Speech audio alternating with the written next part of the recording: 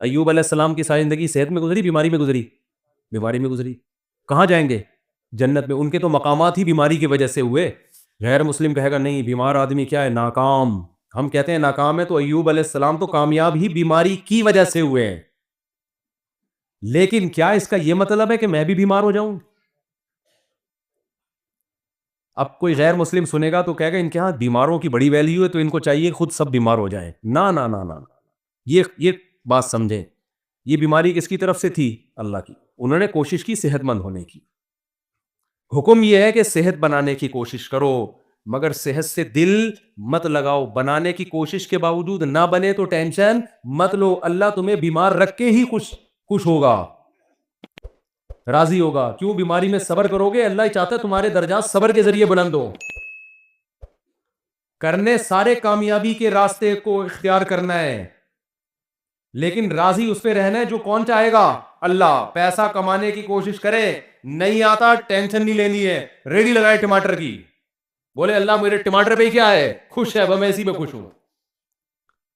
हमारा मसला सारा ये है कि हम जमीन पे बाप बन गए हैं। आप कहते हैं मेरी अर्निंग इतनी होनी चाहिए, मेरा बहरिया टाउन में प्लॉट क्यों नहीं है, होना चाहिए। मैं किराए के घर पे क्यों रह रहा हूं, मेरा जाती घर होना चाहिए। अल्लाह कहते हैं नहीं चाहिए। अय्यूब अलैहिस्सलाम चाहते थे कि मेरी सेहत अच्छी हो जाए। उन्होंने कहा अल्लाह मुझे सेहत दे दे। अल्लाह ने कहा अभी नहीं मिलेगी। उन्होंने कहा ठीक है, इसी में राजी हूं मैं। सही है ना? जब अल्लाह इसी में खुश है तो ठीक है, मैं क्या कर, इसी में राजी हूं मैं। अल्लाह ने आपका सारा अहलो अयाल आपसे छीन लिया, मौत दे दी सबको। उनको चाहिए थे अहलो अयाल बच्चे, अल्लाह ने कहा नहीं दूंगा। उन्होंने कहा ठीक है, मैं इसी पे खुश हूं। फिर जब देखा अल्लाह ने हर तरह से अय्यूब अलैहिस्सलाम को आजमाया, आखिर में देखा कि इनकी जबान से सारी जिंदगी नाशुक्री का एक जुमला नहीं निकला, तो बाजों को अल्लाह दुनिया में नेमतें लौटा देता है, बाजों को आखिरत में। अय्यूब अलैहिस्सलाम को चूंकि वाकया कुरान में बयान करना था, अल्लाह ने दुनिया में, अल्लाह ने उनको सेहत भी दी। उन्होंने कहा अल्लाह तूने मुझे सेहत दी है, मुझे मेरी आल औलाद भी वापस चाहिए। अल्लाह ने सबको जिंदगी दी, आपका पूरा खानदान आबाद कर दिया। और उस बीमारी की हालत में टिड्डियां गिरी सोने की अय्यूब अलैहिस्सलाम के ऊपर। बुखारी की हदीस है, जब अय्यूब अलैहिस्सलाम को सेहत मिली ना तो टिड्डियां सोने की, हालांकि दौलत वैसे ही मिल चुकी थी अय्यूब अलैहिस्सलाम को, तो वो टिड्डियां जमा कर रहे हैं सोने की। तो अल्लाह ने कहा कि अय्यूब क्या मैंने तुझे मुस्तगनी नहीं, इतना पैसा दे दिया तुझे, अब तू ये सोने की क्यों जमा कर रहा है? तो अय्यूब अलैहिस्सलाम ने क्या कहा? "ऐ अल्लाह मैं तेरी रहमत से मुस्तगनी नहीं हूं। बात आ रही है समझ में? कि जब तू दे रहा है तो फिर मैं लूंगा, फिर मैं नहीं कहूंगा कि मुझे नहीं चाहिए। जब तू नहीं दे रहा था तो मैं उसी में इंजॉय कर रहा था, खुश था मैं उसमें, सब्र कर रहा था। इंजॉय का मतलब सब्र कर रहा था मैं, राजी था। जब तू दे रहा है तो फिर तो लेंगे ना। लोग पता है मौलवियों से ये तस्वुर रखते हैं कि गरीब भी ये रहे, पैसा आए तो भी टकरे मारेंगे, नहीं चाहिए वो, सारे पकोड़े समोसे हम ही खाएं। ये मौलवी लोग रक्शे में ही जाएं, W11 में लटक लटक के जाएं। तो भाई अगर किसी मौलाना के पास पैसा है या गाड़ी है, वो तो जरूरी नहीं जिसके पास गाड़ी हो पैसा भी हो, ये जिसकी 4 बीवियां हो पैसा भी हो, ये जरूरी नहीं है। हमारे नबी की 9 बीवियां थी, पैसा नहीं था। उलमा को तो वैसे ही लोग गाड़ी में बिठा के ले जा रहे होते हैं।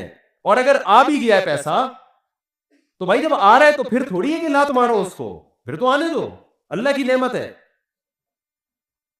अगर आप इफ्तारी के लिए बैठे हो और समोसे पकोड़े आ जाए, आप कहें नहीं मैं नहीं खाऊंगा, तो अल्लाह खुश होगा? अल्लाह कहेगा जब तक मैं नहीं खाने से खुश था तो उस वक्त तो नहीं खाना था, अब मैं नहीं खाने से कोई खुश नहीं हूं। गुरूब आफ्ताब हो गया, तुम ये टेंशन लेके तुम्हें कोई सवाब नहीं मिलेगा। तभी तो हमारे नबी जल्दी खाया करते थे। और ईद उल फितर वाले दिन हमारे नबी ईद उल फितर की नमाज से पहले खाया करते थे, ये बताने के लिए कि आज हमारा रोजा नहीं है, आज हम खाएंगे सुबह, क्योंकि अल्लाह ने पाबंदी हटा ली है तो हम खाएंगे अब। तो इसलिए मेरे भाई जब आ रहा है तो फिर आने दो, दिल फिर भी ना लगाओ, ना उस वक्त लगाओ ना उस वक्त, जब आ रहा है तो फिर अल्लाह की नेमत समझ के। तो अय्यूब अलैहिस्सलाम को अल्लाह ने उनका अहलो अयाल भी दे दिया, अल्लाह ने उनको दौलत भी दे दी, और यही उनकी आजमाइश थी जिस पर अल्लाह ने उनका जिक्र कुरान में, नेअमल अब्द, क्या खूब बंदा था हमारा। तो इसलिए मेरे भाई सेहत की भी कोशिश करो। एक बीमारी अल्लाह की तरफ से होती है, एक किसकी तरफ से होती है? आपकी हरकतों की तरफ वजह से। जो हरकतों की तरफ वजह से आपको तरक्की नहीं मिल रही ना, उस पर अल्लाह राजी नहीं। ना हमारे यहाँ साइंटिस्ट पैदा हो रहे हैं, ना हमारे यहाँ अच्छे डॉक्टर पैदा हो रहे हैं, ना हमारे यहाँ अच्छे इंजीनियर पैदा हो रहे हैं, और हम कहें मुसलमान चूंकि एक्चुअली आखिरत से दिल लगा बैठा है ना, एक्चुअली इस वजह से हम तरक्की नहीं। तो भाई तुम पोस्ती होने की वजह से तरक्की नहीं कर रहे हो, करप्ट होने की वजह से, सुस्त होने की वजह से तरक्की नहीं कर रहे हो। इस तरक्की को ये नहीं कहेंगे कि दुनिया से दिल नहीं लगाया हुआ, ये दुनिया से दिल लगाने की वजह से नहीं हो रही, क्योंकि सुबह उठता है अपनी मर्जी से, दिल लगाया हुआ है कि सारे मजे में अभी उड़ा लूं, गुटके में टाइम गुजार रहे हैं, छुट्टे लगा रहे हैं, गटरों के ढक्कनों पे रात रात भर बैठे हुए, तो सुबह यूनिवर्सिटी कहां जाएगा? आई बात समझ में? तो अब हमने तरक्की गैर मुस्लिमों से ज्यादा करनी है, क्योंकि हमारे पीछे मजहब की मोटिवेशन है। सलमा इब्ने अकवा रजी अल्लाह अन्हु घोड़े से तेज दौड़ते थे। क्यों दौड़ते थे? पैगंबर की यह हदीस सुनी हुई थी कि ताकतवर मोमिन अल्लाह को ज्यादा महबूब है कमजोर मोमिन से। आज जितना नेक होगा ना, स्पीड उतनी ही स्लो होती चली जाएगी उसकी।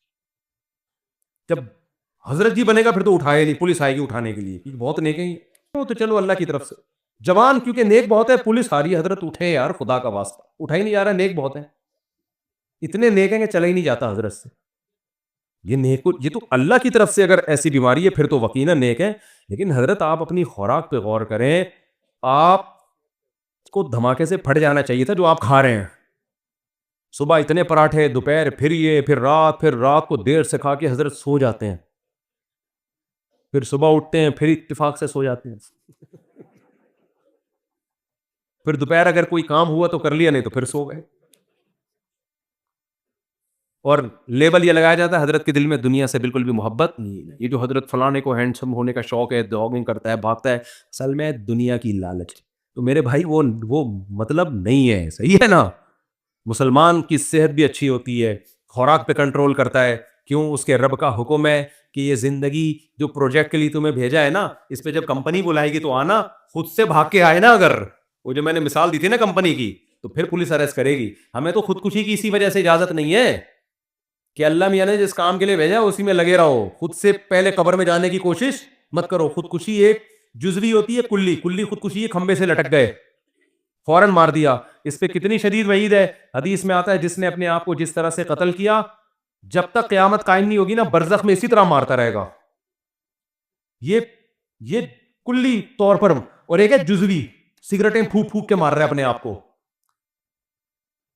वजन बढ़ता जा रहा है। डॉक्टर कह रहे हैं तू लड्डू कम कर दे वरना तू लड्डू बन जाएगा थोड़े दिनों में। लड्डू बन गया पूरा, फिर भी लड्डू फोड़े जा रहे है ना।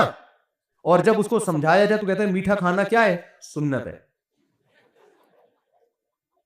फिर तीजे का खाना, 40वें का खाना, शबे बारात का खाना, 12 रबीउल अव्वल का खाना, मुहर्रम के खाने, हमारे नबी से इस किस्म का कोई खाना खाना साबित नहीं है। सिर्फ एक खाना नबी ने खिलाया, वो है वलीमा।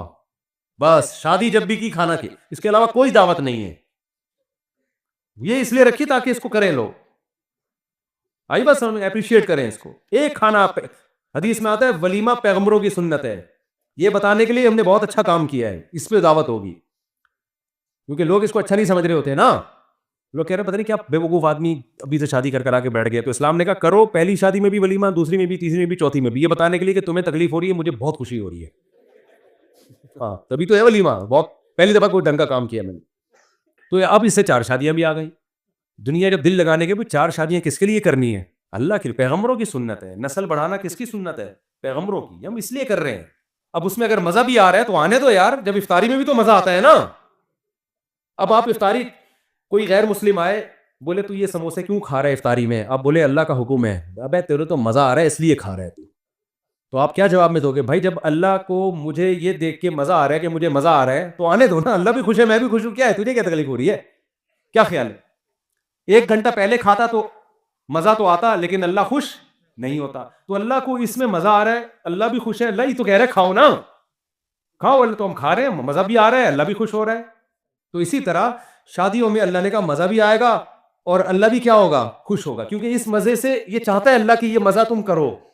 लेकिन अगर गर्लफ्रेंड रखी, बदनजरी की, इंटरनेट पर फोहश फिल्में देखी, मजा तो आएगा, मगर क़यामत में ये मजा किरकिरा, क्योंकि अल्लाह को गुस्सा बहुत आएगा इसके। हलाल में मजा भी है और अल्लाह की रिजा भी है। मैं जब दूसरी कर रहा था ना, लोग कह रहे थे अबे सुन्नत का लेबल लगाया हुआ है, असल में तो मजे उड़ाने का शौक है। तो मैंने कहा मजे उड़ाने का शौक तो तुम्हें भी होना चाहिए, क्या ख्याल है? किसको नहीं है दुनिया में? लोग गुटके खा रहे हैं, सुट्टे लगा रहे हैं मजे के लिए, तो तुम भी कर लो। मैं तो कर इसलिए, मैंने कहा यार जब अल्लाह को खुशी हो रही है कि अगर मुझे मजा आ रहा है तो अल्लाह को खुशी हो रही है, तो मैं क्यों नहीं करूं एक काम? भाई वैसे आता वाता नहीं है, ये दिमाग में रख लेना। हकीकत बता रहा हूं मैं। क्योंकि अभी कल एक बंदे का चंद दिन पहले एक बंदे की पर्ची आई कि मैंने दूसरी की है, मुझे बिल्कुल भी मजा नहीं आ रहा, क्योंकि उसका हासिल यह था, क्योंकि मेरी बीवी धमकी दे रही है, घर आई ना उल्टा लटका के मारूंगी तुझे मैं, साले अलग डंडे वंडे लेके चल रहे हैं।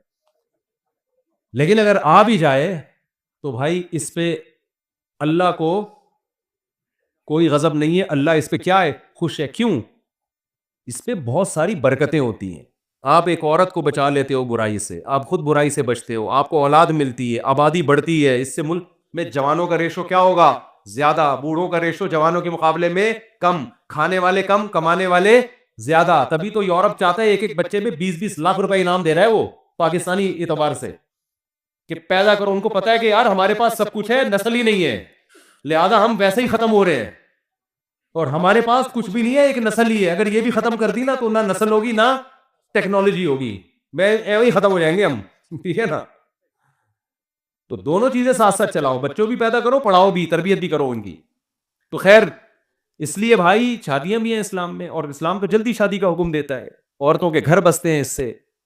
तो मैं नौजवानों से कहता हूं, ना फिल्में देखो, ना लड़कियों से दोस्तियां लगाओ, क्या करो भाई,